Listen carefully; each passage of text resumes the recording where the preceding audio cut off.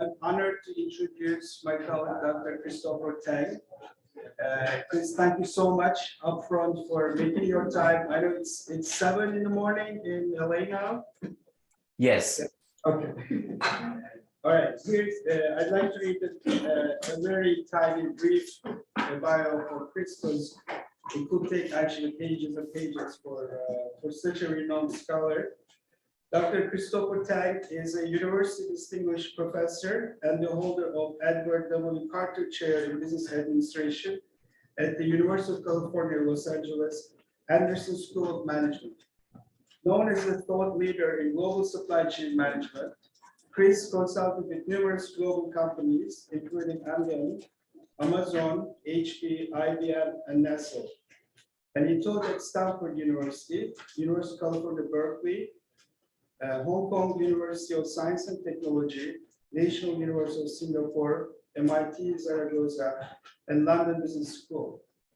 Chris has published 7 books, 30 book chapters, and over 200 research articles in global supply chain management. He has also published over 100 articles in public media, including Wall Street Journal, Financial Times, Barron's, Bloomberg Law, Fortune, LA Times. He received his Bachelor of Science, first class honors in mathematics from King's College London, MA in statistics, MPhil in administrative science, and PhD in management science from Yale University. And I'd also like to tell you, Chris, that your 2006 IJP paper on supply chain risk management is a staple reading for my students, for my undergrad and grad students. We are delighted to have you over here. Let's give a big applause to Chris. Thank you, everybody. Good morning. Can you hear me? Chris, can I interrupt you for 1 minute? Of course.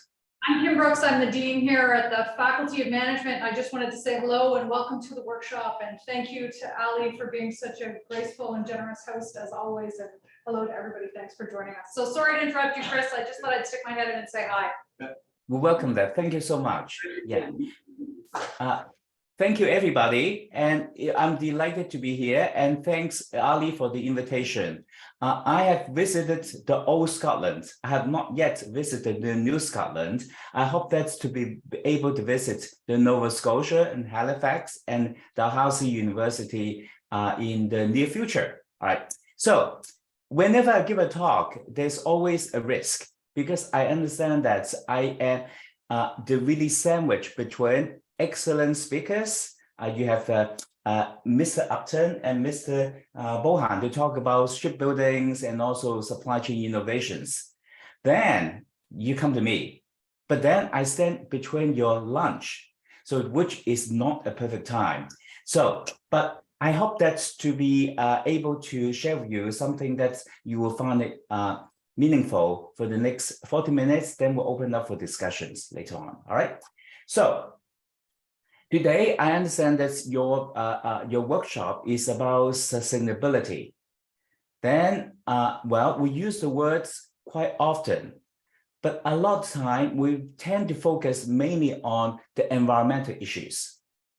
But if you think deeper, sustainability is not just about environmental issues. It's about how to make the world maintained the same, hopefully that we don't do damage to the world, and also in the companies, how to sustain the operations. Now, sustain the operations is not just about environmental issues. That is part of it. In order for the companies to sustain the operations, you need to have a workforce. Now I don't know about Canada. In the US, we have well, a lot of people, they just they don't want to work. So in the case, we have a lot of jobs, but we don't have people working. So that's not sustainable. So we need to figure out what to do. So that I think that is something we need to keep in mind. Sustainability is much broader than just environmental issues. Point number 1. Point number 2 is that I guess that this workshop really includes practitioners and students, which is fantastic. I think that academia and business leaders need to work hand in hand, because this kind of symbiotic relationship must be sustained. Otherwise, the world cannot continue. You think about a lot of innovations, a lot of jobs, starting from industry, like the Ford, the mass production, and also started from the academia as well, including internet.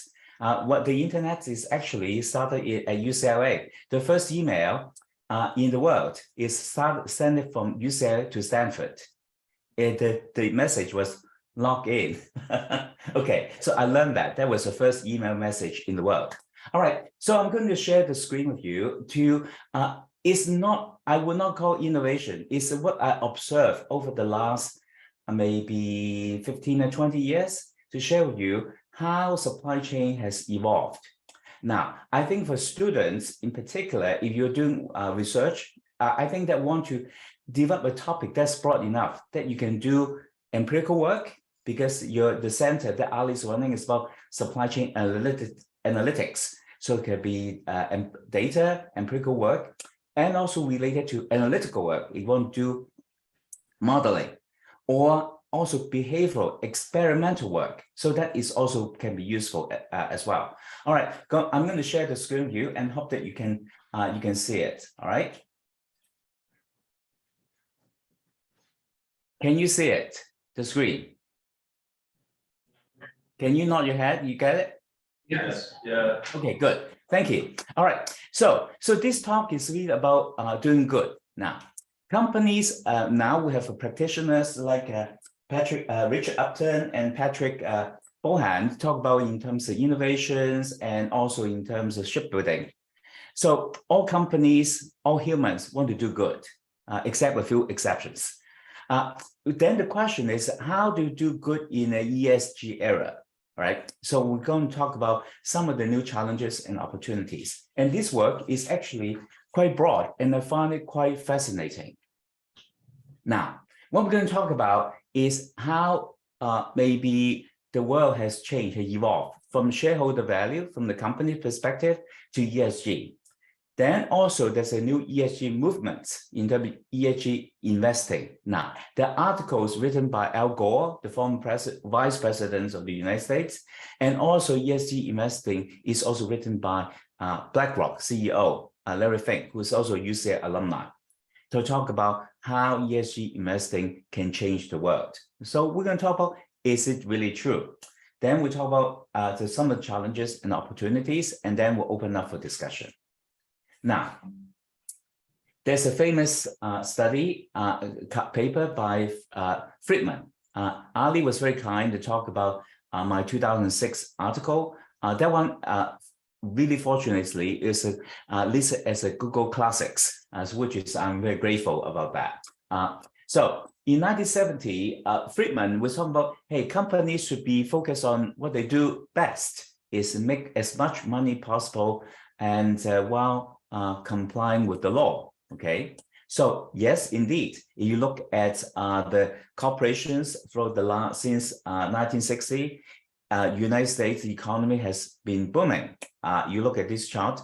Yes, a little hiccup in the financial meltdown, and also a little hiccup during COVID, but by and large, it has been growing like crazy. Same thing about China. All right. So then the question is that would this really be sustainable if company continue to do it that way? Is it sustainable? Can we maintain that? That's the question, right? So how long does it last? Well, then the question is that, well, we let the company do what they do best, and then they will supposed to be lawful and ethical. But can we trust them to follow the rules? Now, but then there's also the argument about invisible hands, which is by a famous Scottish economist, Adam Smith. Then they said, oh, don't worry about it. The companies will do well. They will do good. If they don't do good, there's an invisible hand, meaning the market. The market will correct it. So that means if you do bad, the market will correct it so that we will cease from existence. So therefore, it will be fine. But is it true? Well, not so simple. Some companies can do badly and to the environment, to people, and yet they can still survive. First case, the BP, the British Petroleum, the Deepwater Horizon, the oil spill in the Gulf of Mexico. We saw what happened, all right? So that they still around, the market did not penalize that much. Also, what was shocking is that the Volkswagen diesel scandal, actually they tinker the measurement of how they measure the CO2, the carbon dioxide emissions. So in that case, Volkswagen is still one of the leading companies in the world. Then there are in the emerging markets even worse. In Bangladesh, in Rana Plaza, the collapse because that's the factory owners, these are contract manufacturers, they did not really put in the comply with the building safety issues. Then a lot of people died. And also that's some other issues like such a fire what actually killed a lot of workers in Bangladesh. Then is this an isolated incident? Well, not so. During the COVID case, which to the right-hand side, you can see that a lot of contract manufacturers, the owners, they did not pay the workers. So now in many emerging markets, this is Bangladesh, Sri Lanka, and Pakistan, and even India, they really listed the companies, they have not paid up. They call wage theft. They actually, they feel that there is over close to $500 million have been owed to the workers. The list of the companies, including Adidas, Amazon, Gap, these people, they did not claim pay up. And yet, this company said that they paid the factory workers, owners, but the owner did not pay them. But now, because the transactions are opaque, so it's really difficult to figure out, did they actually pay the workers or not? You'll be surprised how the opacity can play a role in the supply chain as well. All right. Then, so that means that we cannot do that. Let the company to do everything on the home has a free reign. So therefore, we need to do something about it. So what to do? Well, so in the 80s, it's about companies need to be more socially responsible, CSR. Yes, they were trying to do that, but then it did not work. Why? So there's an article in Harvard Business Review saying that this actually CSR did not work. Why it didn't work? It says this 4 reasons. The 2 key reasons are, 1, people don't know what it is because it's about being responsible. Everyone is being responsible. Companies, they always have annual report saying that, oh, we have volunteers, we donate money, whatever. But the question is that it's not well defined. How do you measure them? And also that customers will not pay for it because they don't know what it is. So therefore, by and large, we talk a lot about CSR, but it's really very little measurable outcomes to talk about, right? So they said, well, that also didn't work. So now is pivot to part 2, CSR part 2. The CSR part 2 is triggered by the United Nations, the 17 Sustainable Development Goals. If you look at these goals, it's not just about environmental issues. It's about poverty issues, hunger issues, health issues, environmental issues, and everything, and gender equity as well. So you can see that it's much broader. So I want to encourage people to explore multiple facets of sustainability, not just environment.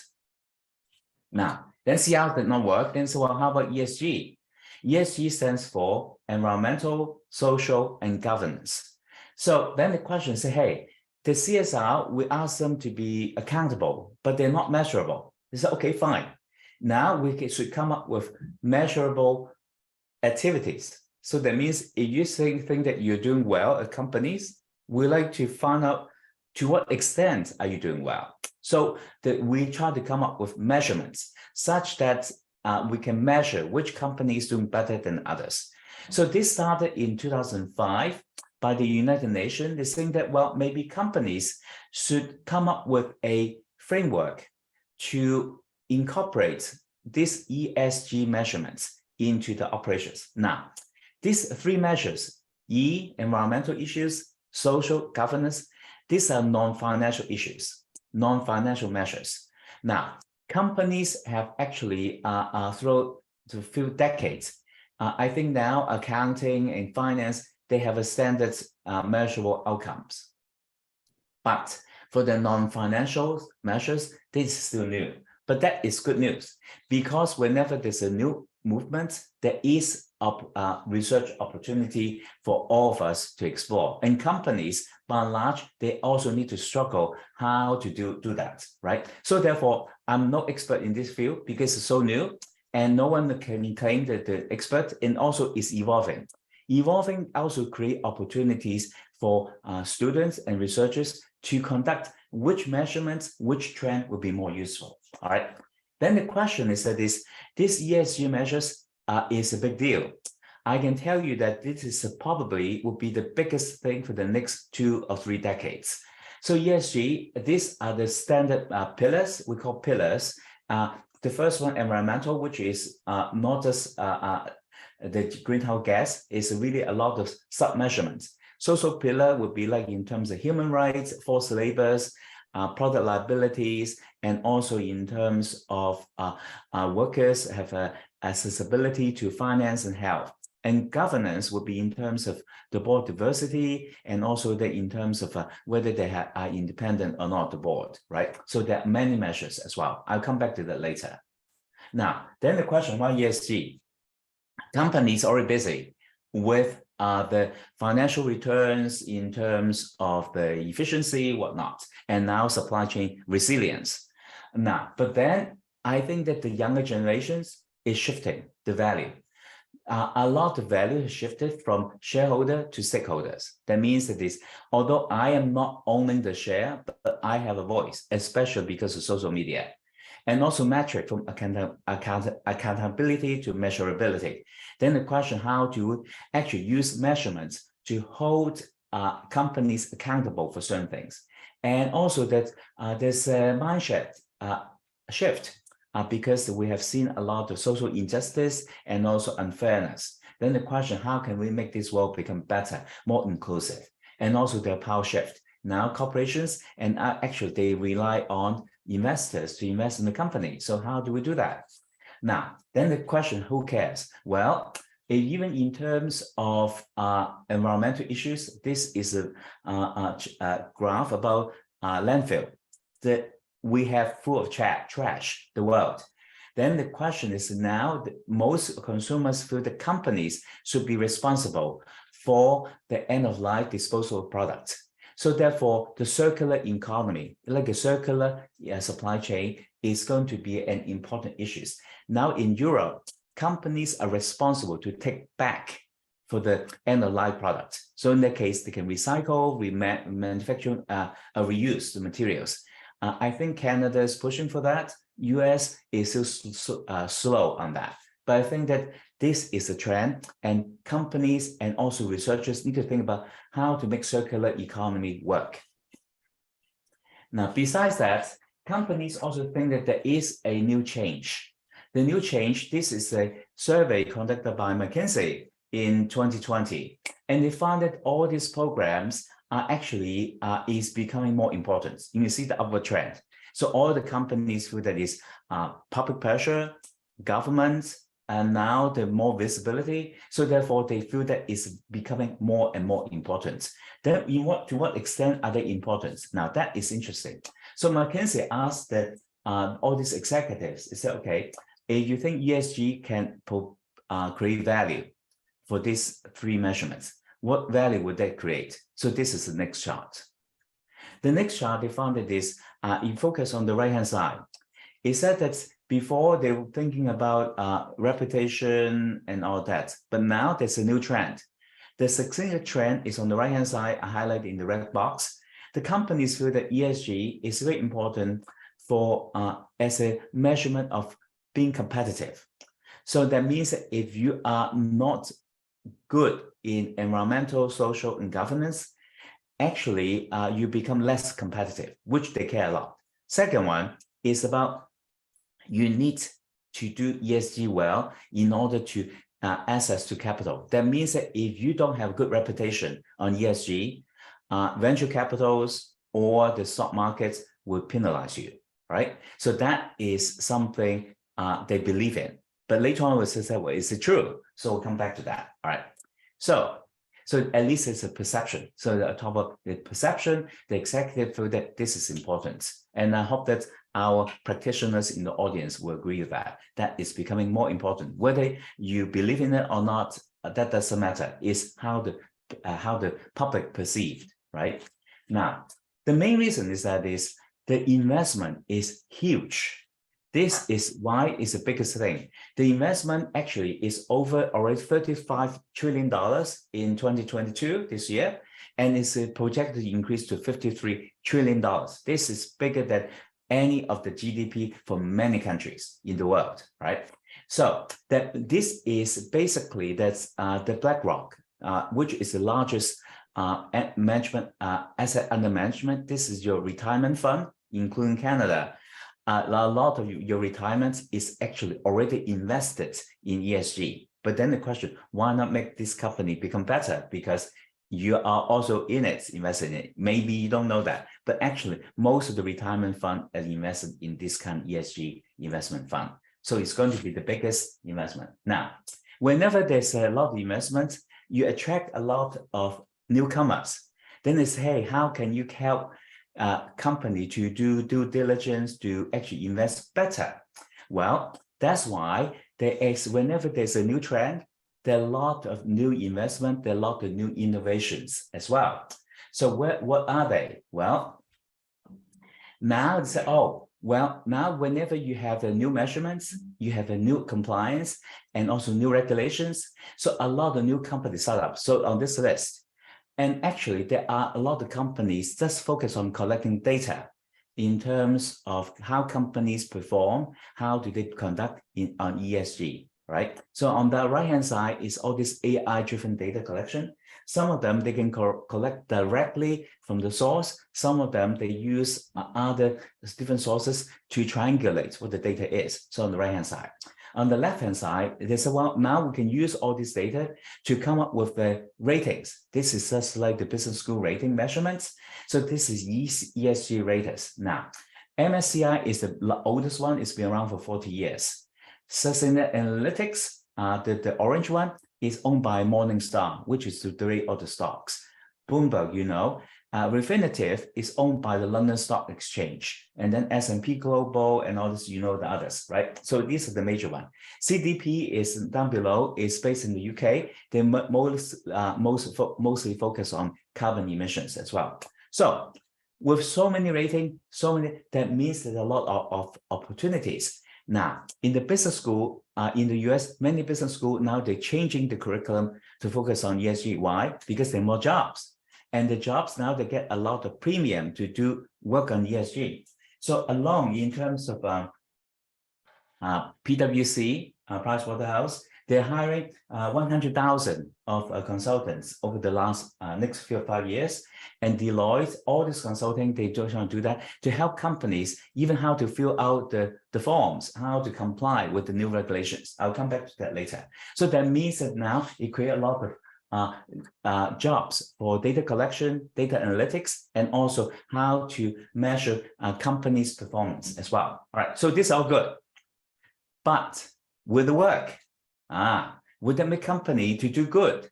We don't know yet. All right, so there are a lot of challenges. So this chart shows you how MSCI, the largest rating agencies, which they have the biggest clients, BlackRock.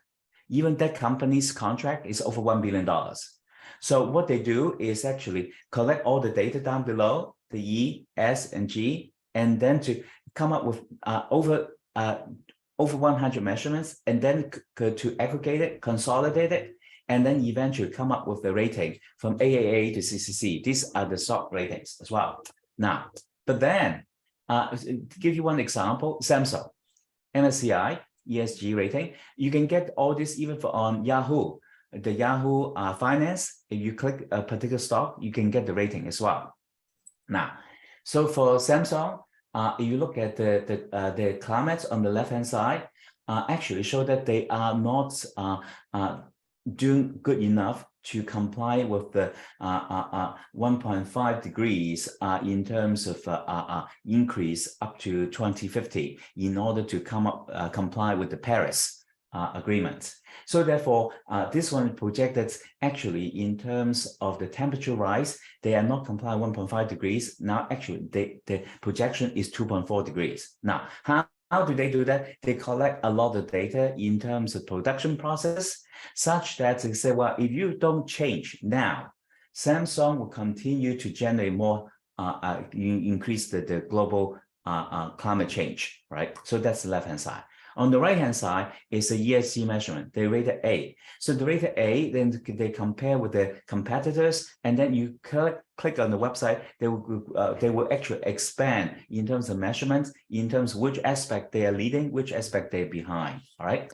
So you can see that a lot of measurements are on the website. Now, having all this, and there are a lot of challenges. Of course, companies are overwhelmed. All the major companies, because things are changing. All right. So let me list just 6 challenges and some opportunities. First, well, you go back to the pillars. There are a lot of measurements. Now, executives, they have been focused on financial measurements. Now they also need to think about all these non-financial measurements, because as the younger investors, they heavily look into these measures. They say, well, I understand you need to make money, but also we want to see how you perform along these ESG measures, such that you do no harm and also treating people fairly. So then the question is that getting this data is not easy for companies. All right. So in particular, the minimum is 79 measures. So this is European banking. They issue a discussion paper.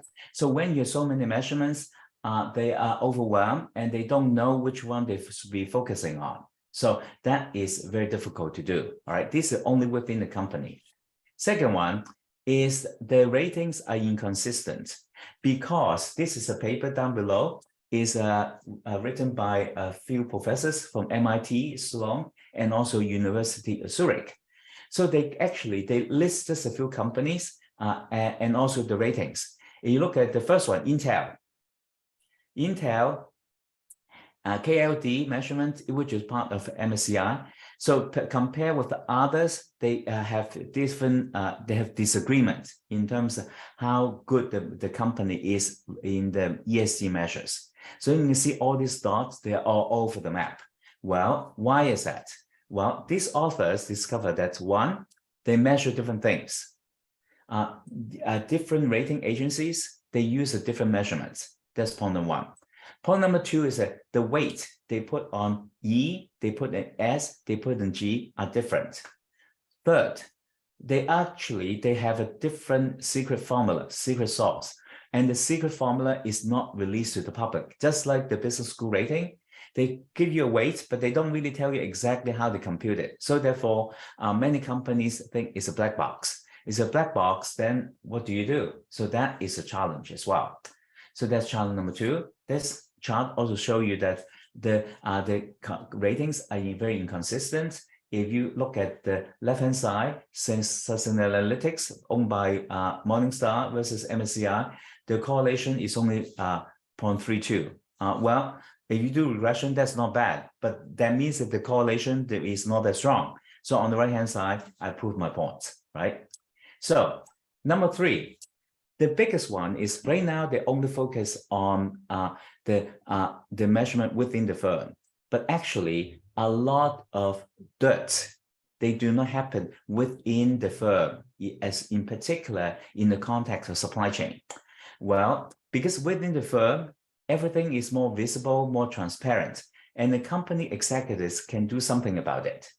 But then what happened is that what happened outside your firm along the supply chain, now that one is not that visible to the companies. Well, out of sight, out of mind. So that is a challenge. So you look at in terms of carbon emissions, the greenhouse emissions, well, a lot of companies, they do reports what the scope 1, which is the direct carbon emissions on the cell. And the second scope 2 is from the utility supplier. So in that case, how much energy they use and whatnot. But scope 3, only 19% of the manufacturing company disclose scope 3 emissions. That means that how much carbon emissions was actually generated by your suppliers upstream. So therefore, it gives the incentive for companies to do greenwashing. That means I outsource the dirt to the supplier. So in the case, I look good. I don't report the scope 3, then in the case I'm clean, right? So that is a major challenge. And now I've been pushing for this, and also other companies also try to figure out how to do scope 3, all right? So because I think that is a missing link in the supply chain. So I think that this is something we can actually all study this, and how companies, whether they try to hide the emissions or not. Now, give you one example, Amazon. Amazon, you'll be surprised, is an e-commerce company, but actually it's a number one companies that all the ESG fund invest in. So that's why they're doing so well, because everyone invests in Amazon, because they say, oh, it's a good company, and also it's clean, it's good on ESG. Look at ESG, the all A. So it's amazing. Now, on this chart, it shows that this for Amazon, they actually, the ESG score based on Refinitiv, which is owned by a London Stock Exchange, they give the weight. They give you the weight, which is fair. Environmental issues, 30%. Social pillar, 35.4%. Governance, 34.6%. Good enough. All right. Now, then if we zoom in, delve into the environmental pillar scholar, they further break it down into different measurements. All right. So next slide will tell you.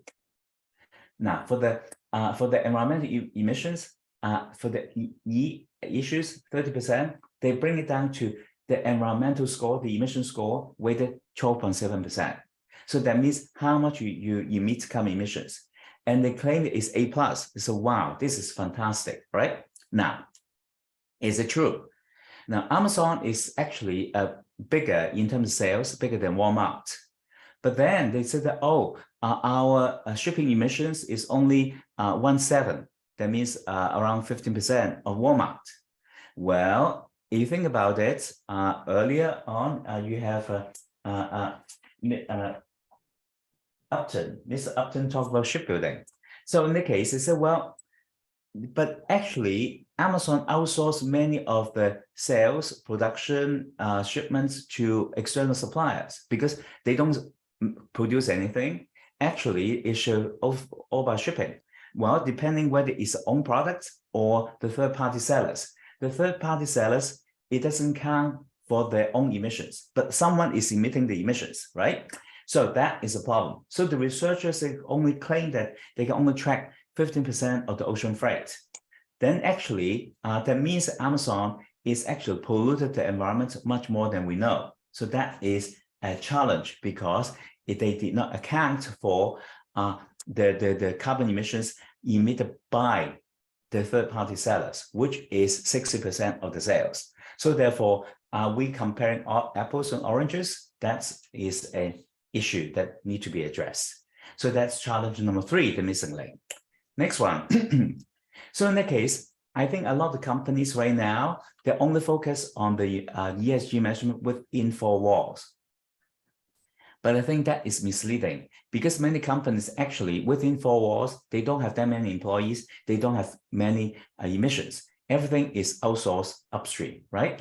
So therefore, if we don't look in the supply chain issues, the ESG is not going to be meaningful. And worse, it can be misleading. So therefore, I've been pushing for even written to SEC in the United States, they must incorporate the supply chain measurements, ESG measurements in this ESG. So now, if you Google ESG supply chain or supply chain ESG, now more consulting firms now paying attention because otherwise it's really not, you are actually encouraging company to do greenwashing, to shift the dirt to other suppliers. All right, so challenge number 3. Challenge number 4.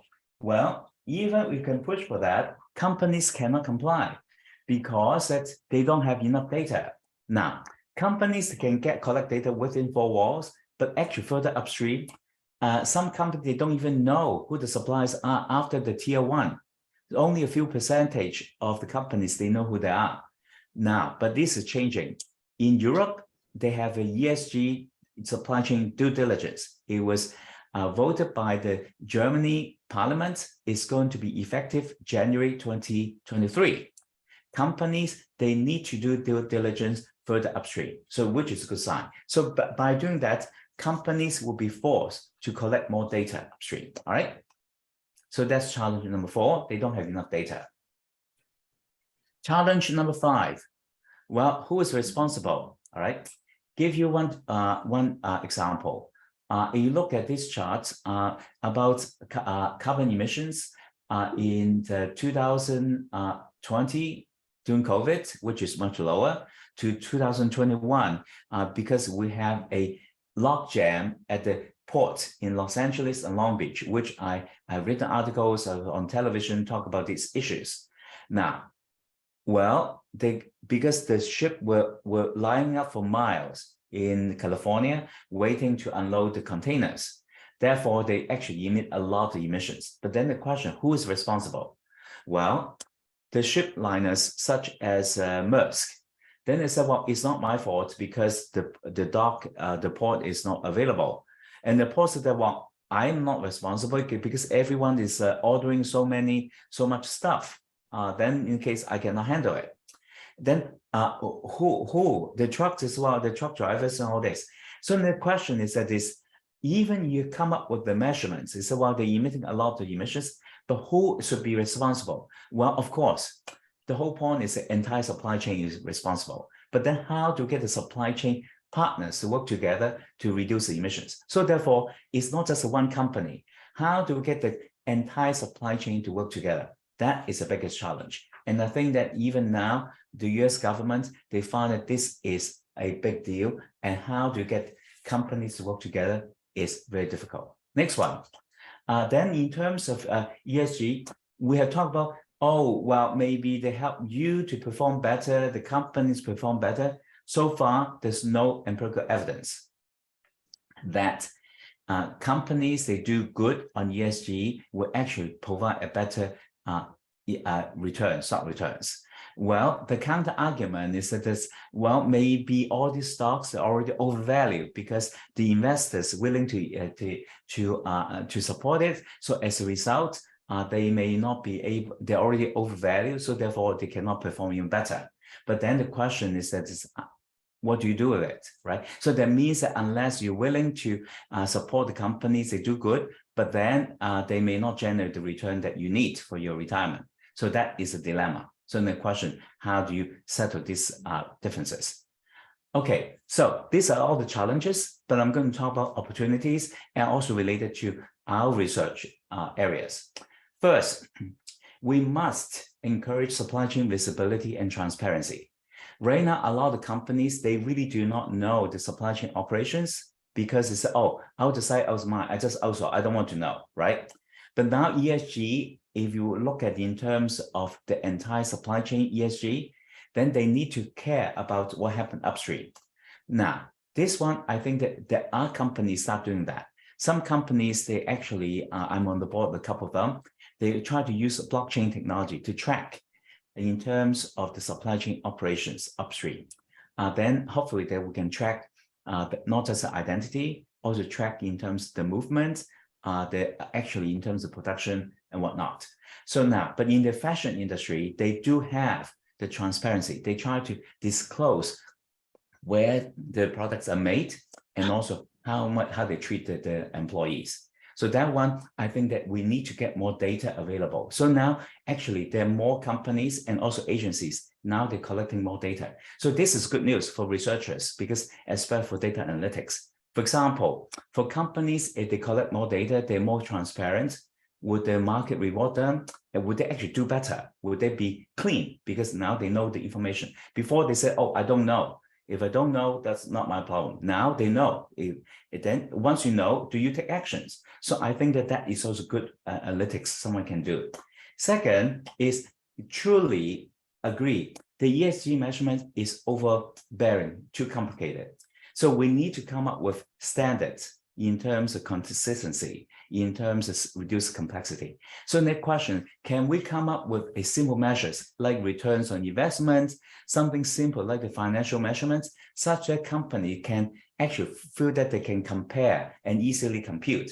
If it's too complicated, they will not pay attention to it. Right now, I'm also arguing that the term supply chain resilience, how do you come up with the measurements? How do you measure it? Because right now it's case by case. Case by case, you don't have the industry standard. It's difficult to make bigger impact for the entire world, right? So that's why there's an opportunity for our community to think about how to come up with good measures. Forget about analysis yet. We don't even have good measures. And the last one is also in terms of we need to push companies to disclose these kind of measures. Now they are changing. As I mentioned that in Europe, they are thinking about disclosing all these measures next year. And SEC just announced this year, 2022, Scope 1 emissions would be mandatory. Now they're debating whether they should require the Scope 2 and Scope 3 to be disclosed to the investors. So I think that the more information will push companies to disclose, I think that we have a better chance to get companies to do better. Then, of course, ultimately, in order to entice companies to do good and do well, we also need to see that is how actually all these ESG measures can actually improve the firm's performance in terms of their own internal performance, operation performance, and also financial performance. But because just like by pushing them to come up with better measurements, once they know that they don't do that so well, would that trigger innovations? That is like Mr. Bohan talked about. Would that really trigger more innovative ideas such that companies can perform better, right? So I can see that the glass is half full and half filled, which is a good idea because that will trigger a lot of research ideas and stimulate a lot of innovations. All right, so I think that this is what I have. So basically that I want to conclude with the thought that ESG is getting traction. It's not going away anytime soon. Yes, the measurement is still a problem because there are too many companies, they come up with different measurements. But bear in mind, these measurements came from different origins. Some agency focus on environmental issues. Some executive ratings focus on the S measurement, some focus on G, but eventually we can get there. So in the case, we're not there yet, but there are opportunities. And also that we also talk about this create a lot of job opportunities around the world in terms of compliance, in terms of how to do auditing, how to develop better measurements. But then the ESG supply chain measures is missing. That's also good for the supply chain researchers. On the right-hand side, we talk about a Fast Company, they released an article, even the 68% executives, they admit that they are guilty of greenwashing. That means they are shifting the dirt somewhere else. Then the regulations are coming in now. Then the question, what kind of regulation would be more effective? That's also fantastic research. Because right now, there are different standards. European has a different standard than the US. So now there is a discussion about how to come up with a global reporting standards. That's very important. And also that's SASB. There's SASB and SASB. The Sustainable Accounting Standard Board is also trying to come up with a standard measurements such that companies can comply, they disclose, such that it would be a fair competition, that companies are more willing to comply. So on this note, I'm going to stop and thank you very much. We'll open up for discussion. I'm going to stop share. Thank you.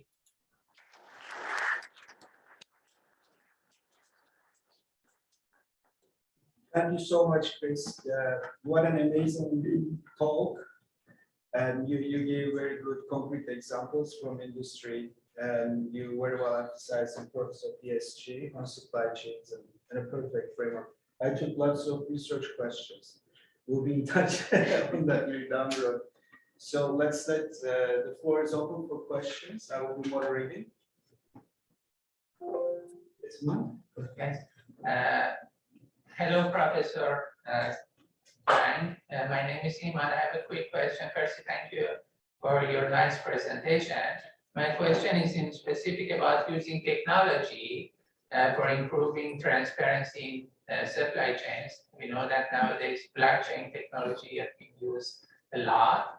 But given the fact that some companies are reluctant to use this technology because of high cost for implementing this technology or because of its effects on energy consumption or some aspects of sustainability, my question is that how long, in fact, do you think this technology might remain as a solution for improving transparency in supply chains? And do you think if companies, given some challenges for using this technology to improve transparency, can maybe consider this technology for a long-term use or not?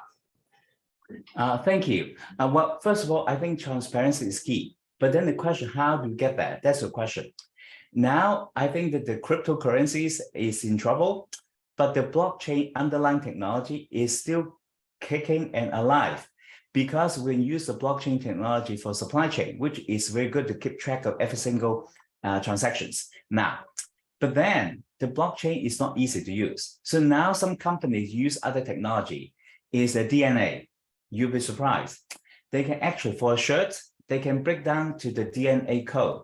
They can actually trace the fabrics, the cotton, where it comes from, because of they use a forensic analysis. They break down to the fibers DNA. They can see that is this from Xinjiang, is it from Pakistan or from some other countries? They can do that because of the soil, the DNA. So that's another technology is being used, and the companies actually they're doing that is a forensic analysis.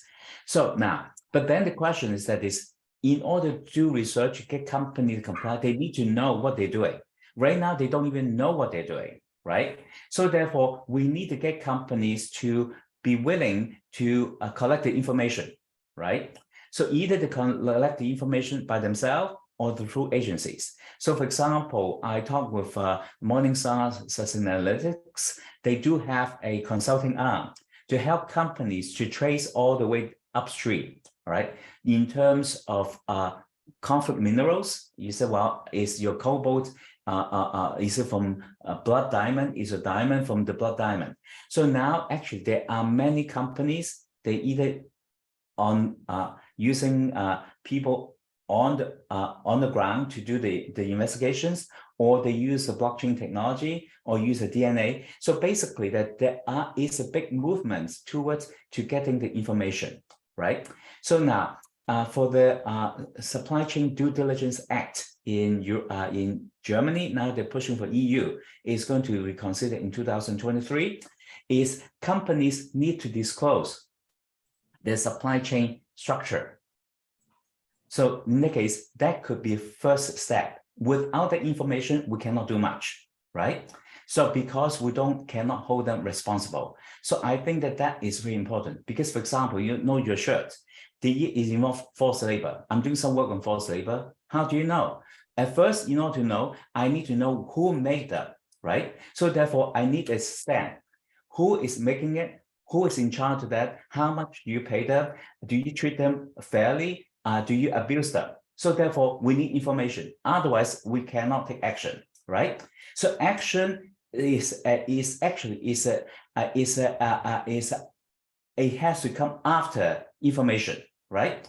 So therefore, a lot of our research, it doesn't matter what kind of research you're doing, without information, your decision is a dream because you don't even know what we're doing, right? So that's why the entire development of our research stream is really based on the assumption we'll know the information.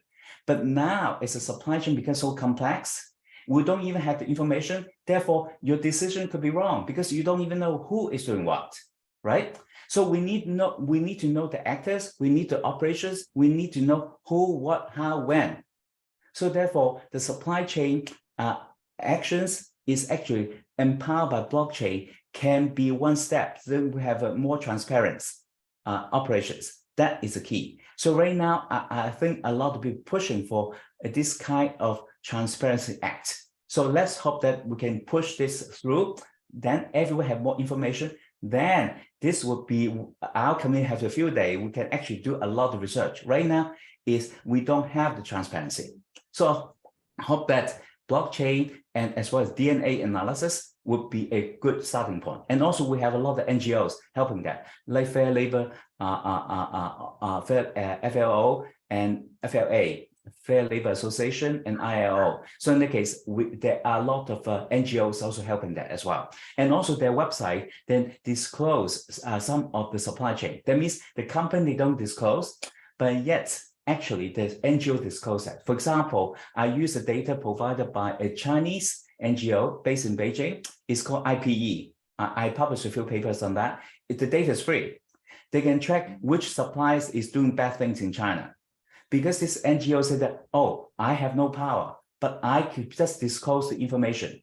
So that's why they expose Apple, they disclose in terms of Adidas, they're doing the suppliers, not them.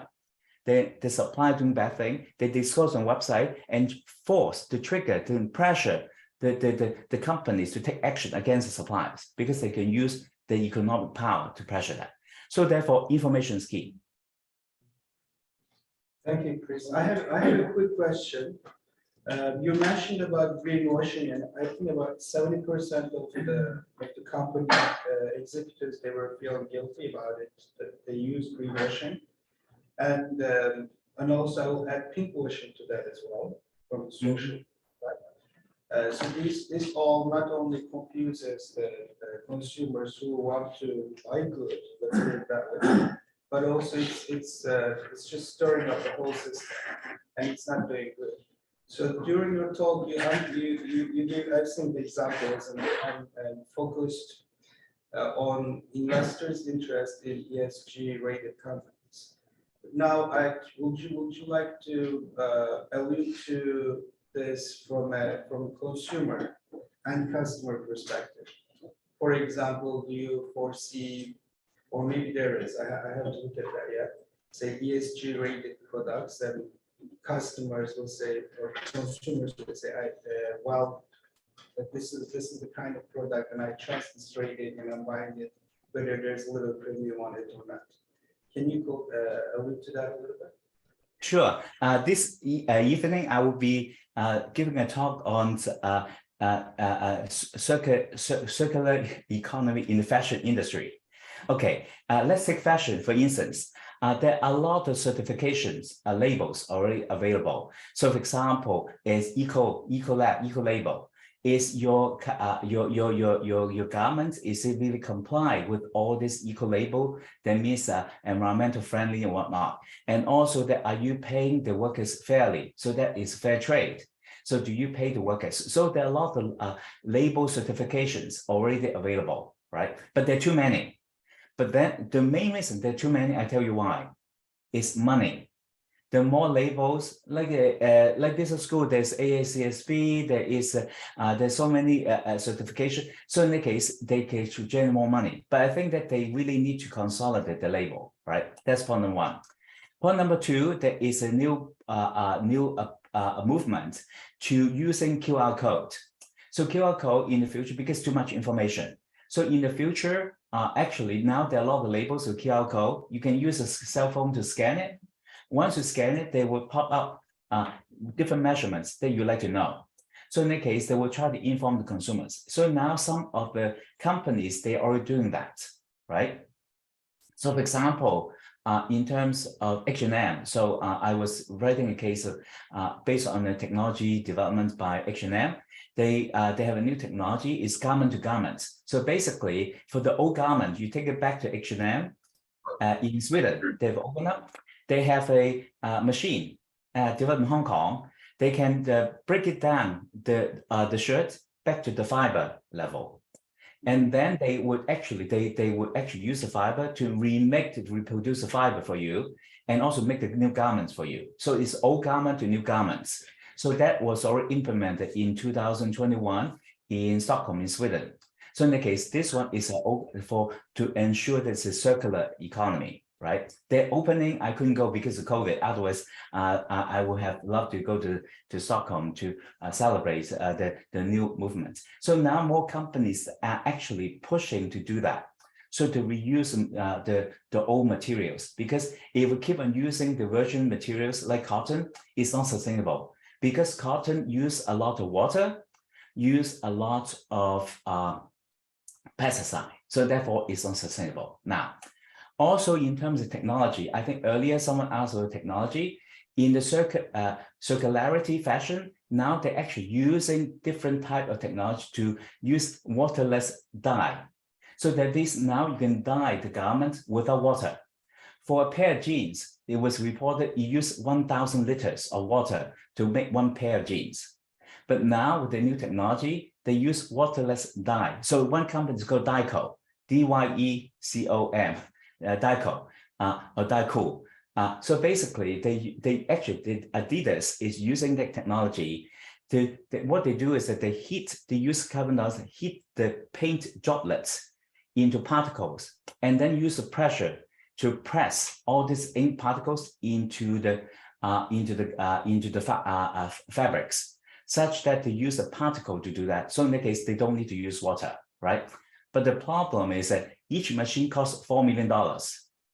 Therefore, we need to get the cost down. If you get the cost down, we'll make it more sustainable. So in the future, they would have labels about how much water does it use for this garment, so the consumer can make informed decisions.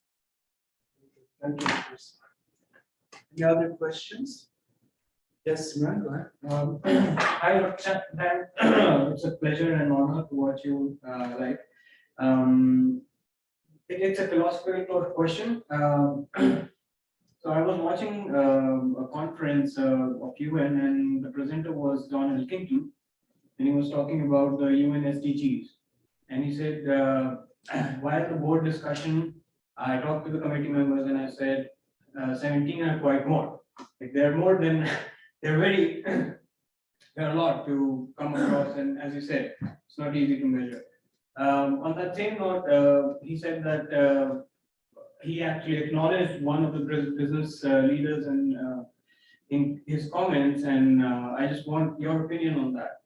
That to embrace the idea of sustainability, we have to change the concept of capitalism, which we have in our heads. I want, like, what's your perspective, philosophy on that? Well, I think that is a very good question. I was giving a talk on the UN SDG in Paris in June. All right. So basically, that is capitalism is now a bad word, right? But without capitalism, it's difficult to motivate people to work. We also feel that communism in many countries, they try, it didn't quite work. Then the question now, we're pushing for maybe called a new capitalism. Can we have it both ways? So that means that can we have capitalism to do well financially and also do good? So therefore, I think that we need to strike the balance between financial measures and non-financial measures. Before we focus too much on the financial measures, and then we realize the companies, they did not really do good, right? Because of hiding greenwashing. So therefore, the ESG measure is trying to tilt the balance. Hopefully, the companies say, hey, now you have your dashboard, and you have the F, the financial, and ESG.